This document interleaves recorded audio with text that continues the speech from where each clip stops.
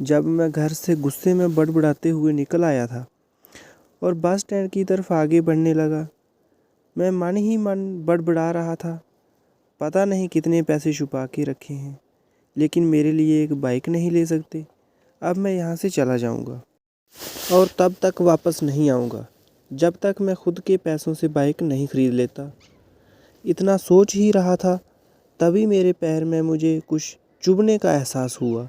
नीचे देखा तो समझ आया कि जल्दबाजी में पापा के जूते पहन आया हूँ।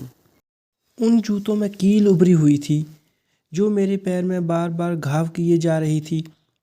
लेकिन उस समय गुस्सा अधिक था तो मैं बड़बड़ाते हुए आगे बढ़ गया। एकाएक मुझे याद आया कि मैं पापा का पर्स भी साथ ले आया हूँ। मेरे खुराफाती दिमाग में एक ख्याल आया, क्यों ना आज पापा का पर्स खोलकर चेक किया जाए, जिसे आज तक उन्होंने किसी को हाथ तक नहीं लगाने दिया था। पता नहीं कौन सा खजाना छुपाया है इस पर्स में जो किसी को हाथ नहीं लगाने देते थे।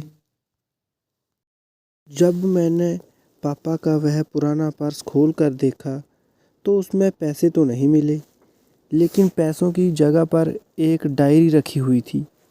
तब मैंने सोचा, ओह, तो यहाँ खजाना छुपा रखा है। मैं समझ रहा था कि यहाँ पापा ने लिखा होगा कि किससे कितने पैसे लेने हैं और किसको कितने पैसे दिए हैं। लेकिन मैं गलत था। जब मैंने उस छोटी सी डायरी का पहला पेज खोलकर देखा तो वहाँ पर जो लिखा था वह थोड़ा सीरियस कर देने वाला था। डायरी में जो लिखा था उसे पढ़ने के बाद मेरे चेहरे पर जो एक्सप्रेशन थे वह गायब हो चुके थे, क्योंकि डायरी में वैसा कुछ नहीं था जैसा मैं सोच रहा था।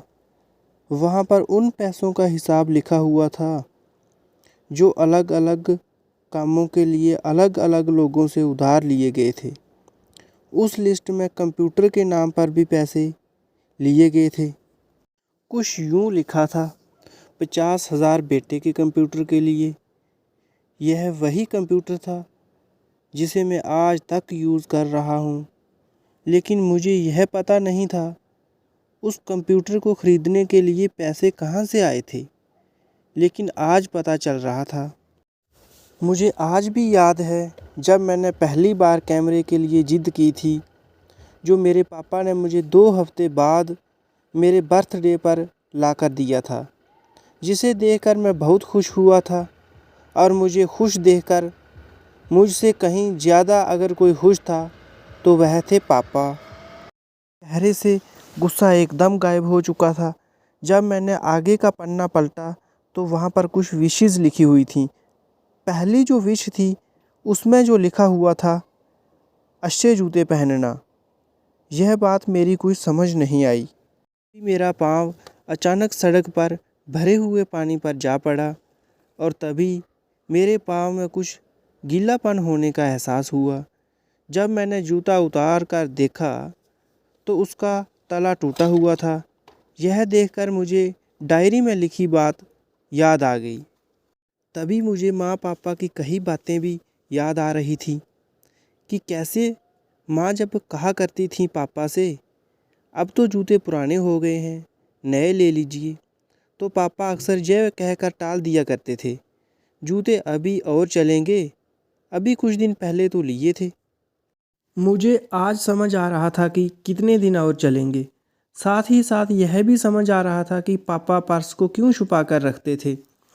तभी उस डायरी को पढ़ते हुए बस स्टैंड पर पड़ी बेंच पर आकर बैठ गया। अब उस डायरी का आखिरी पन्ना बचा हुआ था। उस पन्ने को जब मैंने पलट कर देखा तो वहाँ कल की डेट लिखी हुई थी। डेट के नीचे लिखा हुआ था 50,000 रुपये बाइक के लिए। बस इतना पढ़ा और दिमाग सुन्न रह गया। अब मेरे मन में कोई शिकवा गिला नहीं बचा था, बस मेरी आंखों से आंसू चले जा रहे थे। मुझे आज तक समझ नहीं आई कि मैं क्यों रोए जा रहा था। तब मैं जल्दी से घर की तरफ भागा, लेकिन जूतों की वह कील पाँव में अब तक घाव बनाने में कामयाब हो चुकी थी। मैंने जूतों को रास्ते में ही निकाल कर फेंक दिया और भागते लड़खड़ाते हुए घर जा पहुंचा। लेकिन पापा घर पर नहीं थे। मैं समझ गया वह कहाँ थे। मैं सीधा पास वाली बाइक एजेंसी की तरफ भागा। पता नहीं आज कहाँ से इतनी ताकत आ गई थी कि मैं भागते हुए थक नहीं रहा था, और वह भी बिना जूतों के, नंगे पैर। जैसे तैसे मैं बाइक एजेंसी पर पहुंचा। पापा वहीं थे। मैंने पापा को दौड़कर गले लगा लिया और मेरी आंखों से आंसू रुकने का नाम ही नहीं ले रहे थे।